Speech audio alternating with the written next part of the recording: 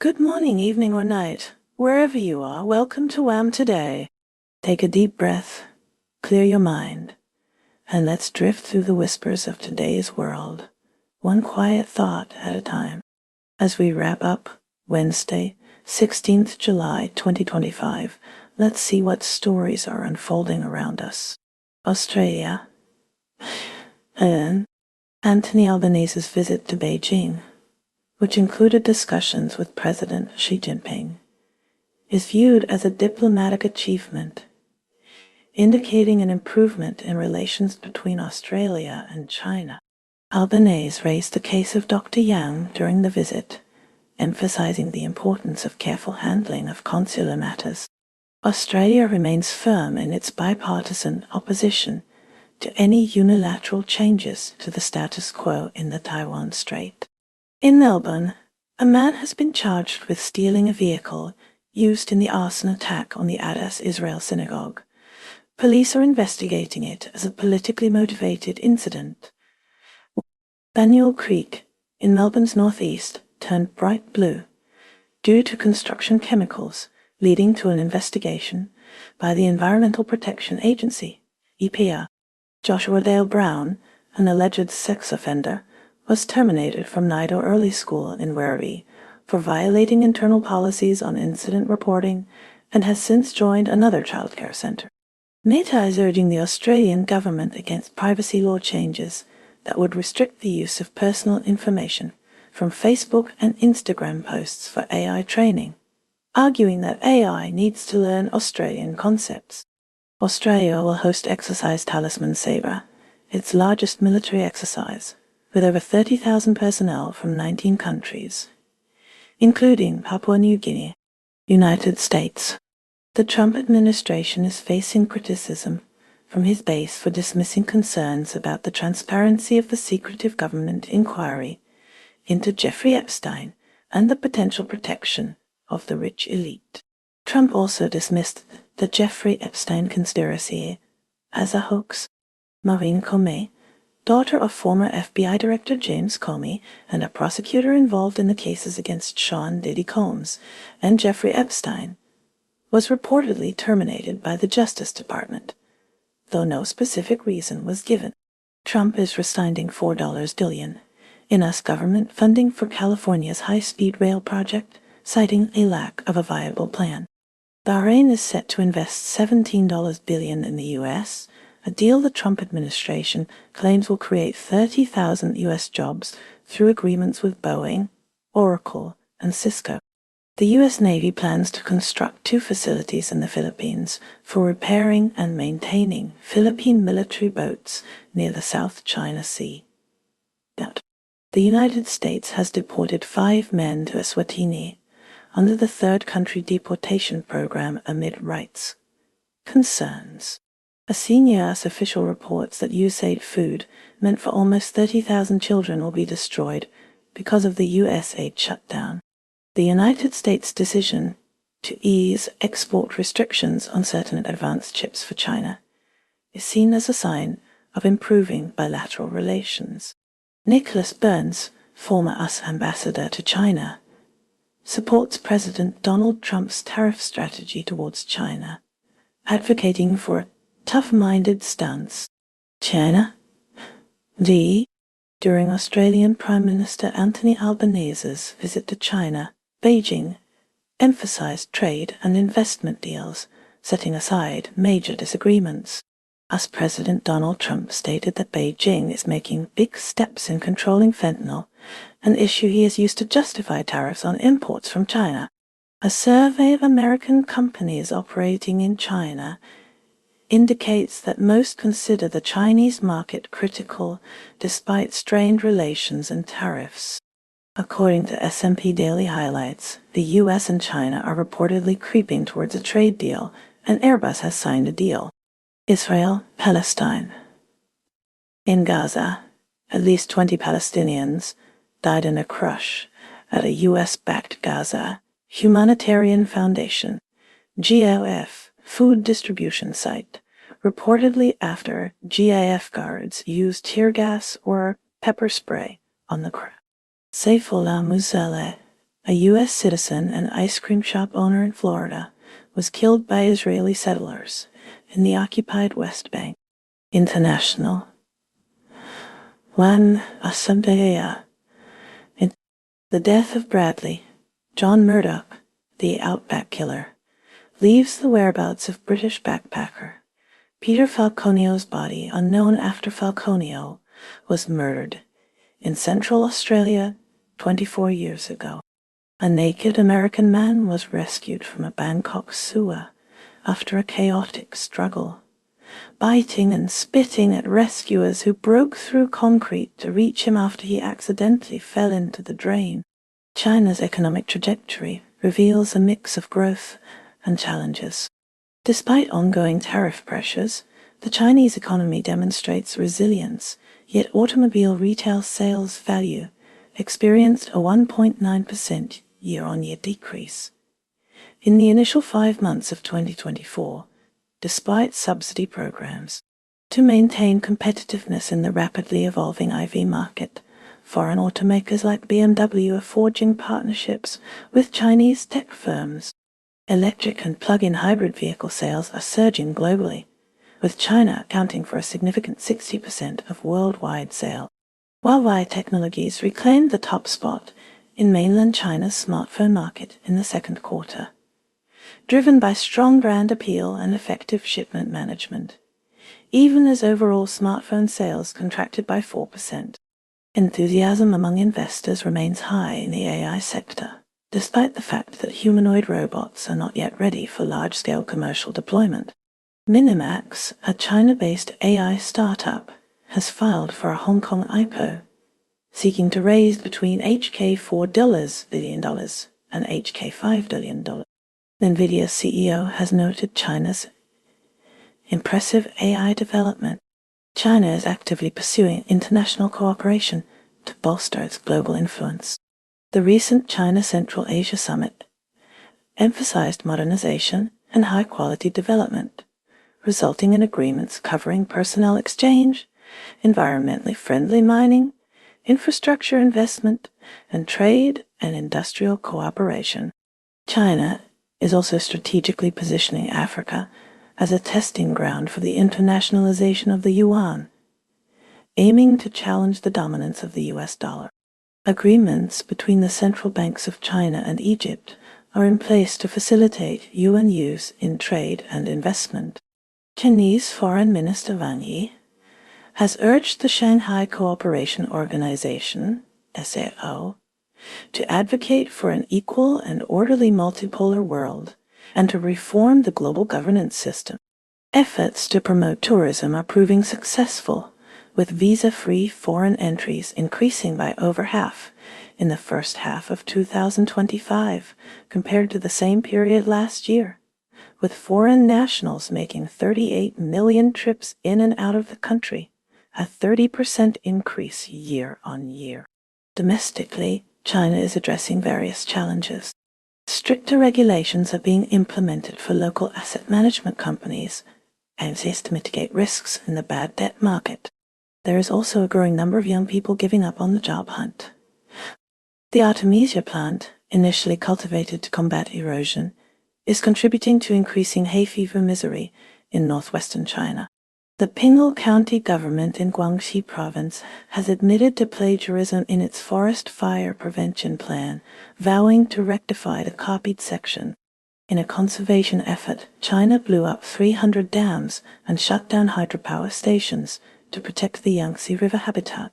Wang, a Communist Party chief theoretician, has called upon groups outside the party to contribute to discussions aimed at stimulating domestic demand.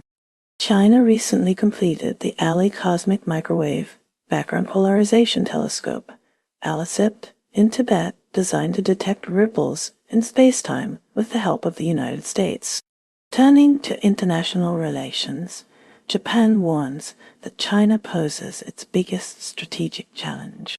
China-linked hackers are increasingly targeting Taiwan's chip industry, coinciding with escalating restrictions from Washington on exports to China of U.S.-designed chips manufactured in Taiwan. U.S. President Donald Trump claims China may impose the death penalty for fentanyl crimes involving the United States, urging other countries to crack down on fentanyl manufacturing and exportation. Trump is softening his stance on China to secure a summit with Xi Jinping and a potential trade deal. China's top trade negotiator, Vice Premier He Lifeng, has criticized Western efforts to de-risk and reshore manufacturing, advocating for a global supply chain system. In the United States, President Donald Trump's tariffs on imports from various countries, including China, have been fluctuating, with rates remaining at or above 10% on most goods imported to the U.S. Taiwan's chip industry is being increasingly targeted by China-linked hackers, concurrent with rising restrictions by Washington on exports to China of U.S.-designed chips manufactured in Taiwan. Oxford University Press, UP, will discontinue publishing the China-sponsored journal Forensic Sciences Research due to ethical concerns regarding DNA collection practices detailed in several papers.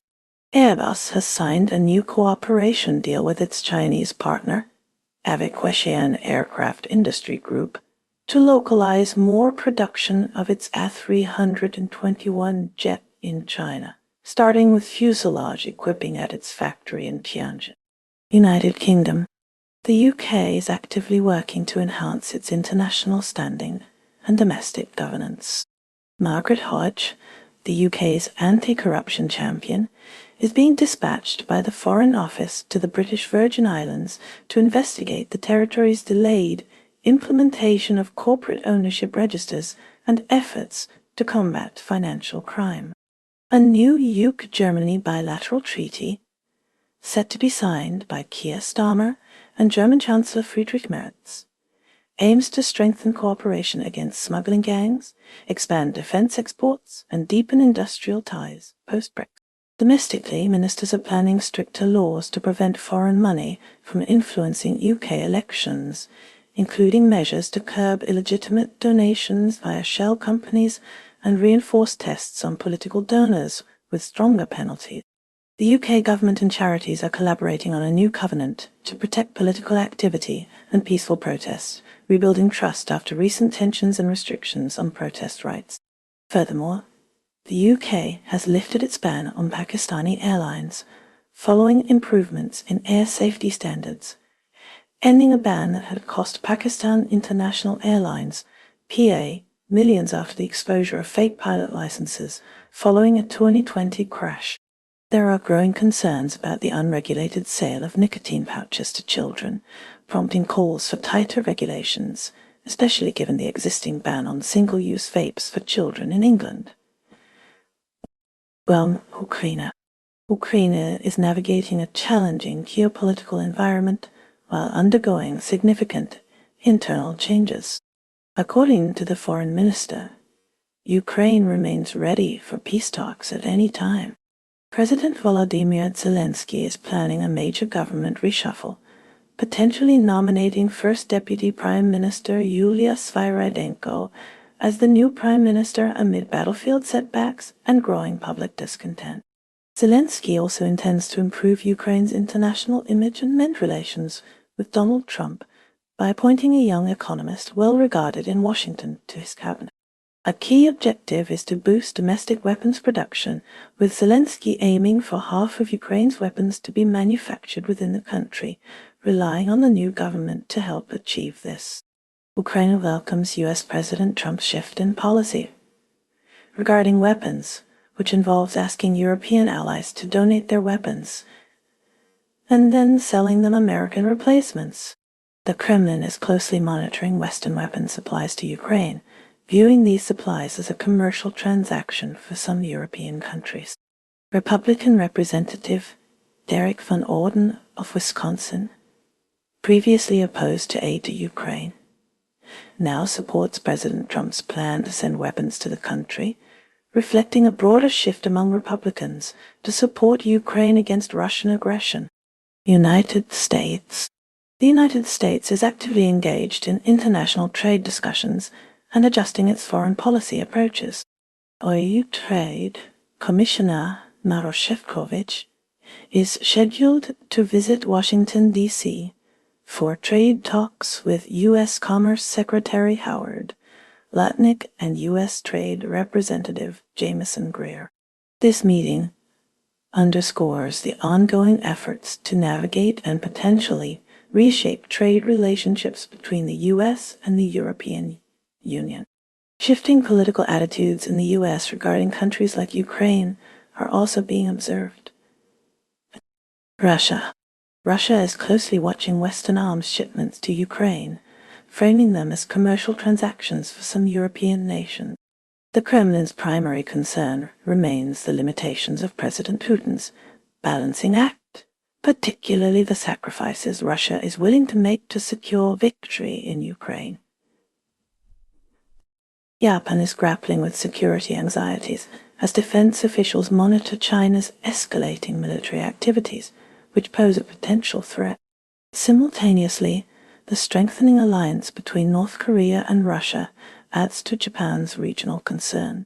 Economic indicators show a 0.5% dip in exports for June, driven by reduced car and steel sales, fueling worries about a possible economic downturn. Misleading earthquake rumors stemming from a manga novel have dampened tourism from Hong Kong, but overall visitor numbers remain strong, with a record 21.5 million foreign tourists in the first half of 2025. Domestically, a search is underway for a missing hunter on Ononeta Essen in Hokkaido after a brown bear sighting, and the discovery of a rifle and bloodstains following recent bear attacks. Social unrest has also surfaced with the arrest of a man who tried to set fire to go-karts popular with foreign tourists due to noise. In business news, Canadian retailer Couche-Tard dropped its $47 billion bid to acquire 7-Eleven, triggering changes at the Japanese owner of the convenience store chain.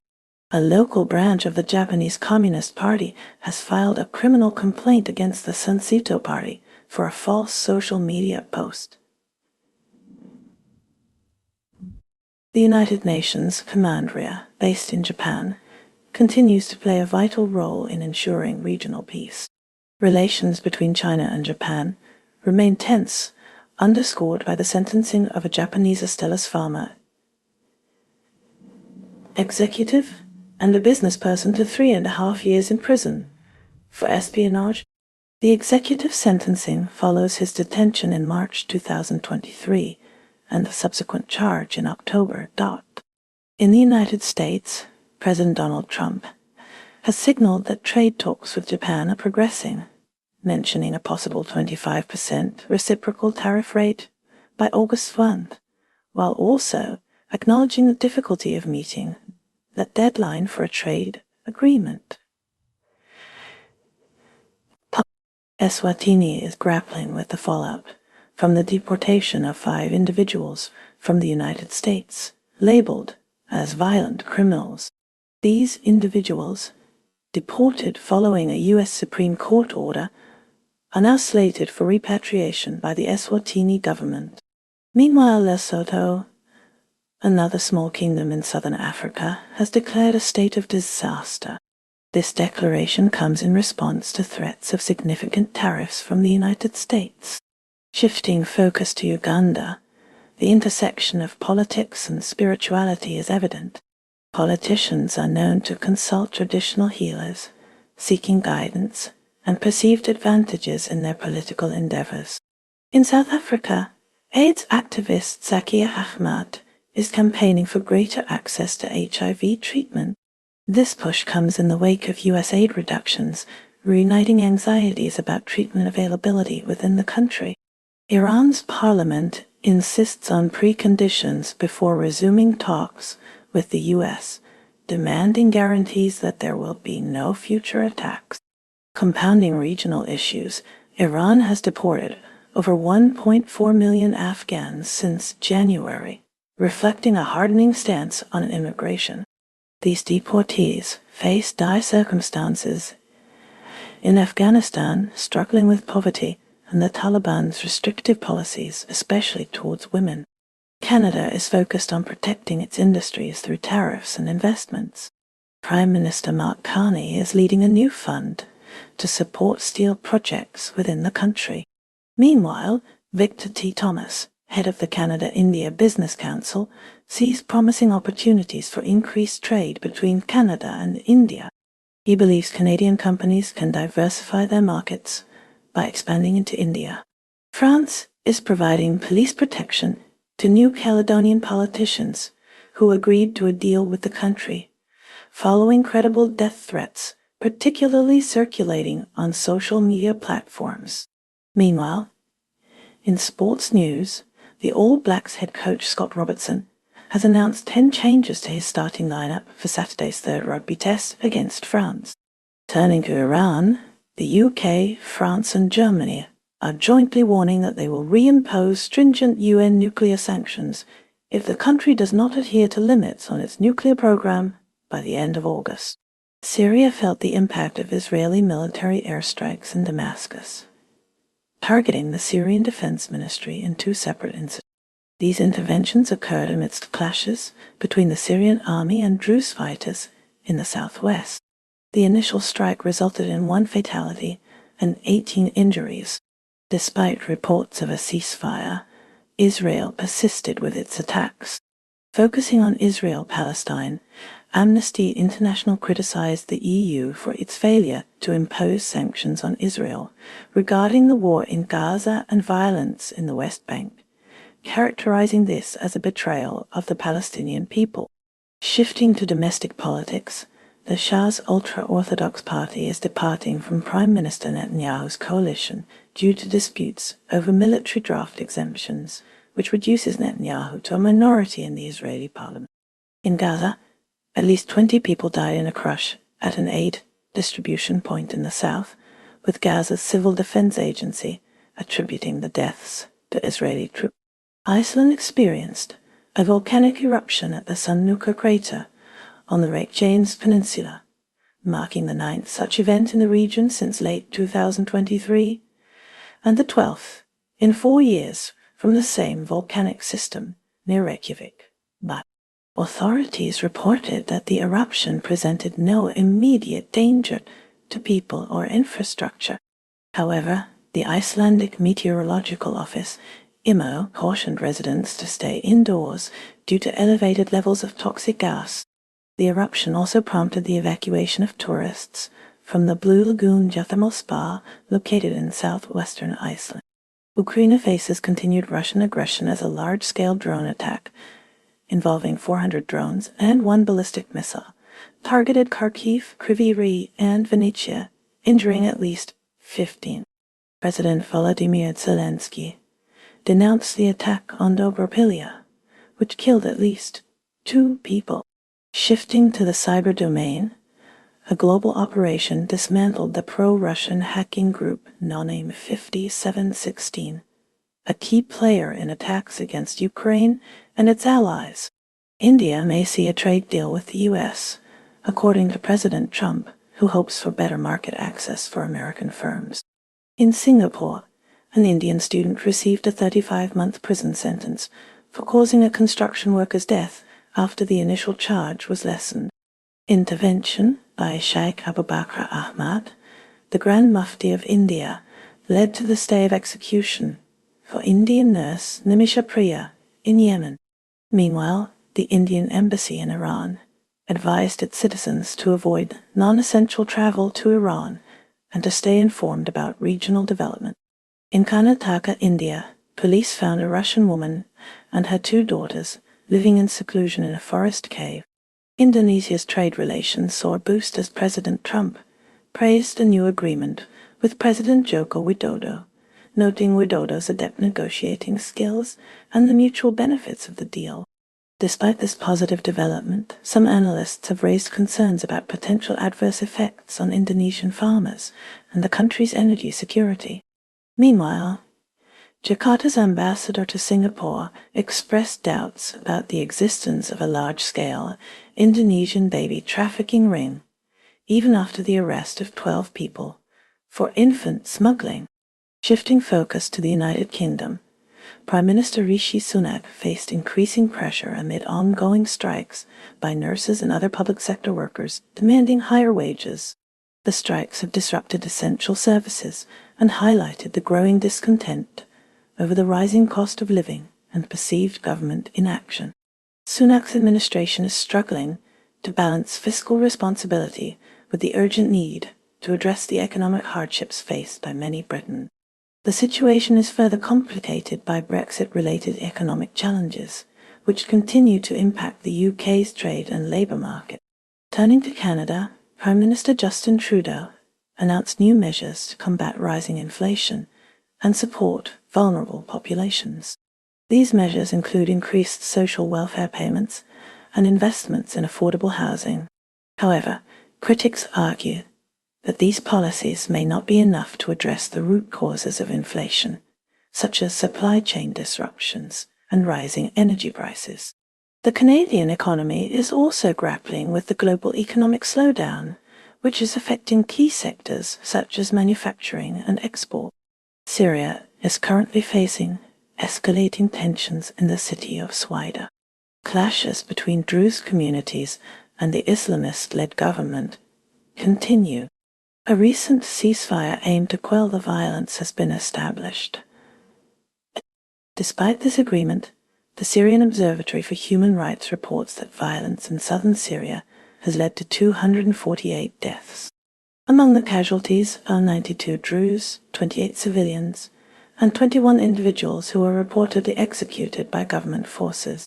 Following warnings to the Syrian government to cease hostilities against the Druze minority in Swaida, Israel bombed the Syrian army headquarters in Damascus on July 16, 2025. The Syrian presidency has announced that it will investigate these heinous acts in Swaida and ensure that those responsible are punished. Eswatini is currently holding 5 third-country nationals deported from the United States as part of a deal with the Trump administration. These individuals are being housed in isolated prison units while awaiting repatriation. Turning to Canada, Prime Minister Mark Carney has announced new measures designed to limit steel imports originating from China. This announcement occurred at a steel plant in Hamilton, Ontario, highlighting the government's commitment to domestic steel production. Nigeria mourns the loss of former President Muhammadu Buhari, who passed away at 82. Buhari, once a military ruler, later embraced democratic politics, winning presidential elections in both 2015 and 2019. His time in office was notably challenged by widespread corruption and the persistent threat of terrorism. In a separate, tragic event, gunmen attacked the village of Tajos in Plateau State, killing at least 20 people on July 15, 2025, according to State Assembly member Diwan Gabriel. Germany's Vice-Chancellor Lars Klingbeil recently emphasized the importance of deepening relations with the Global South during a G20 gathering in South Africa. Simultaneously, the country faces challenges with a dearth of young entrepreneurs, as highlighted by Benedict Kurtz, who is working on an AI-powered tutoring system aimed at school children around the world. Addressing ongoing migration issues, the German government has introduced border controls to demonstrate a strong position, even though the number of border crossings had already been decreasing in prior years. Cambodia is intensifying its efforts to combat cybercrime, with recent raids resulting in the apprehension of more than 1,000 individuals linked to online scam activities. Beyond law enforcement, Cambodia continues to employ African giant pouched rats in its demining operations, clearing landmines from areas previously affected by conflict. Controversially, Cambodia's government has also passed a law that grants it the power to revoke the citizenship of dissidents and dual nationals, a move that has sparked concerns about potential abuses of power. Thailand is currently navigating a period of heightened domestic instability. This follows a recent discussion between Prime Minister Paetongtarn Shinawatra and Cambodia's former leader, Hun Sen, sparking debate and concern within Thailand. Adding to the complexity, former Thai Prime Minister Thaksin Shinawatra made a court appearance in Bangkok. He stands accused of violating the country's lèse majesté laws, which protect the monarchy from defamation. A conviction on these charges could result in a prison sentence of up to 15 years. South Korea's Supreme Court has resolved a long-standing legal challenge for Samsung, clearing Chairman Lee Jae-yong in a 2015 merger case that had cast a shadow over his leadership of Samsung Electronics. Simultaneously, the nation confronts internal political friction as former President Yoon Suk-yeol, who is currently imprisoned, is refusing to cooperate with investigators looking into allegations of a martial law plot and drone provocations that allegedly occurred during his time in office. Shifting focus to the United States, the debate over TikTok's future continues as a bill mandating its parent company, ByteDance, to divest the app or face a ban has passed the House. The bill is now under consideration in the Senate. The White House has expressed support for the measure, citing national security concerns related to data privacy and potential Chinese government influence. In the latest from Canada, Prime Minister Justin Trudeau announced new measures to combat foreign interference in elections and democratic processes. The measures include increased funding for intelligence agencies and stricter regulations on social media platforms. The move comes after allegations of Chinese interference in previous Canadian elections. Mexico faces renewed trade tensions as President Trump has threatened to impose a 30% tariff starting August 1st, citing inadequate efforts to combat drug cartels. Yemen continues to grapple with internal conflicts, with Houthi-linked dealers reportedly selling arms, including some weapons of US origin, via social media platforms like X and WhatsApp, raising concerns about policy enforcement by these companies. The United States is considering sanctions against Israeli military units accused of human rights abuses. This potential action is based on incidents that occurred in the West Bank before October 7.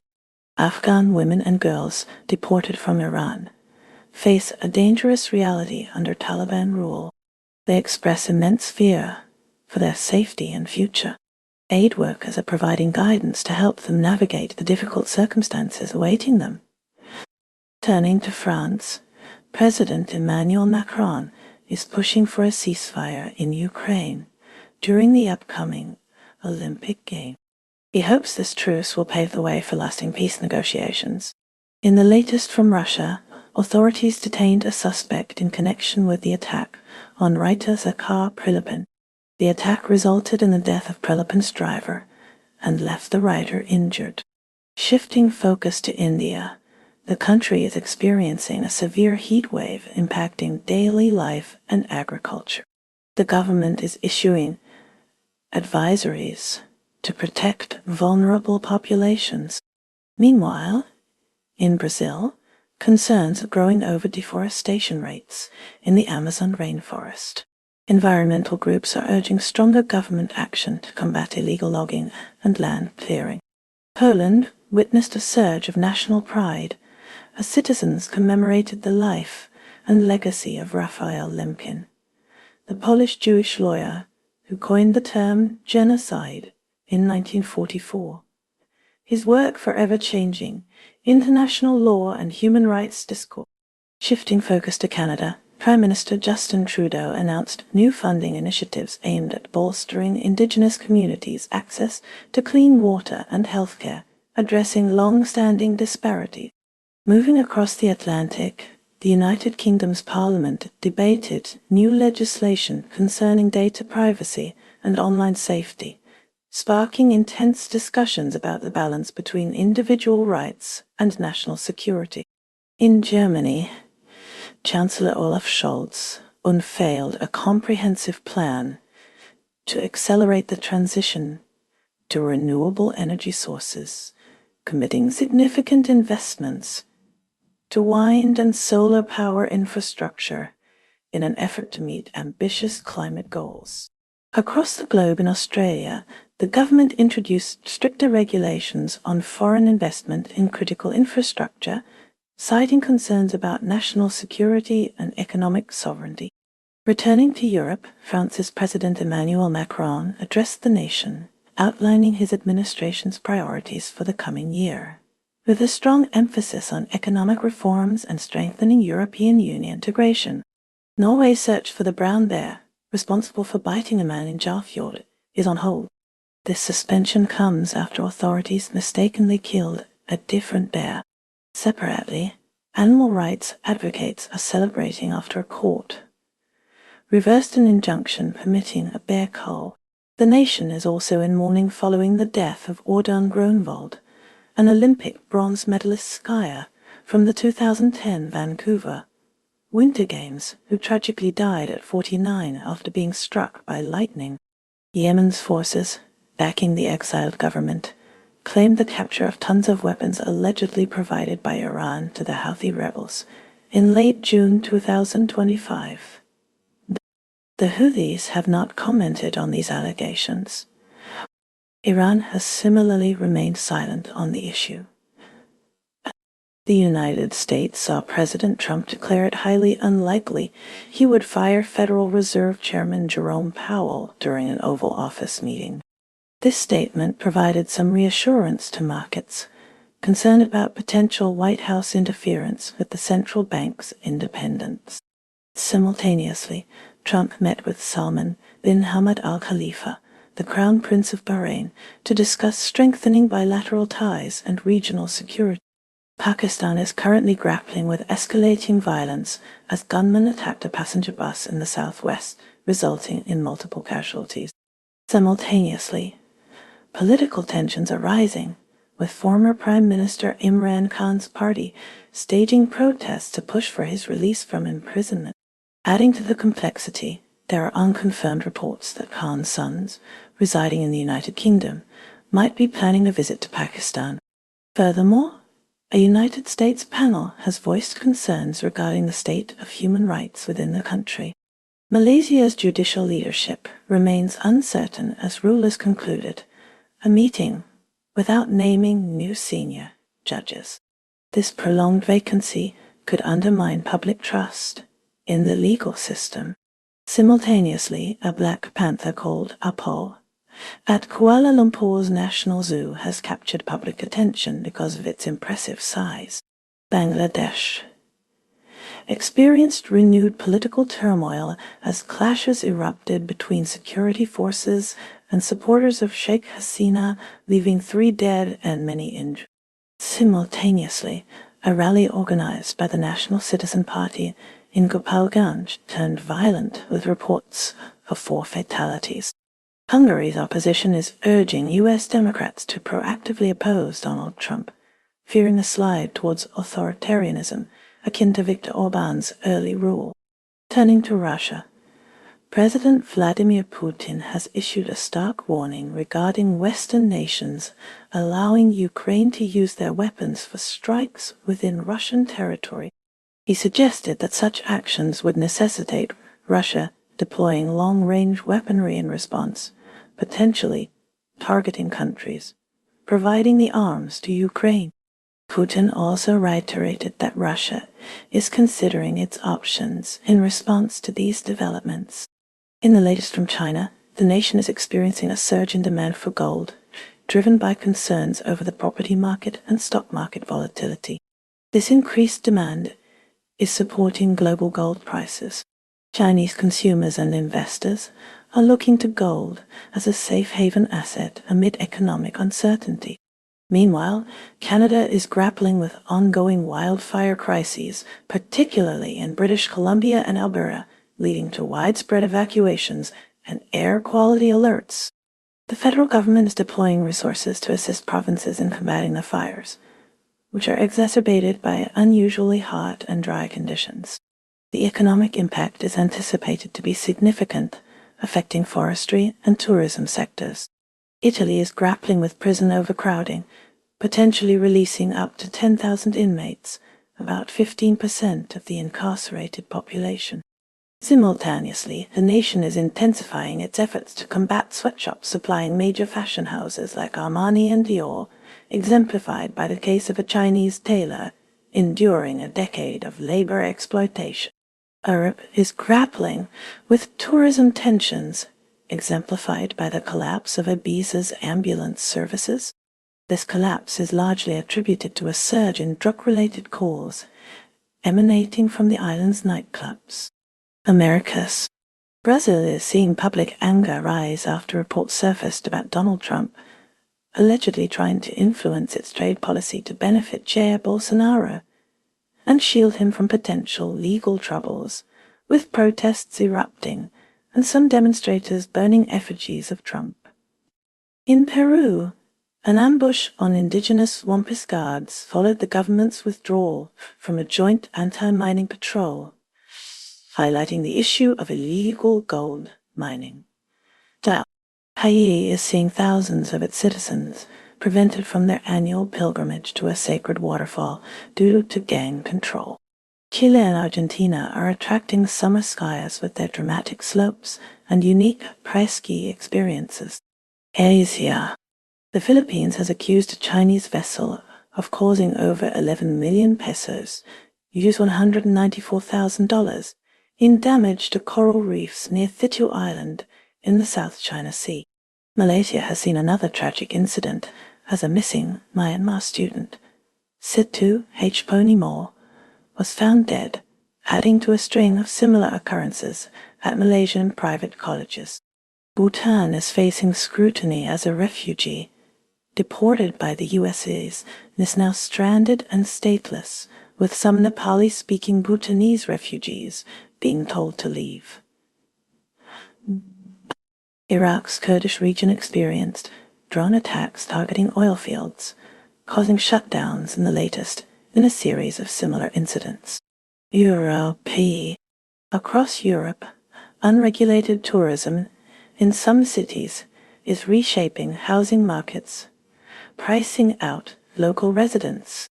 Greece is attempting to deter refugees from entering by sea from Libya, although arrival numbers on Crete remain lower than those seen in 2015. Belgium experienced a fire that damaged the main stage at the Tomorrowland Festival site shortly before the event was set to begin. Others? Colombia is grappling with escalating conflict as drug gangs increase their use of armed drones.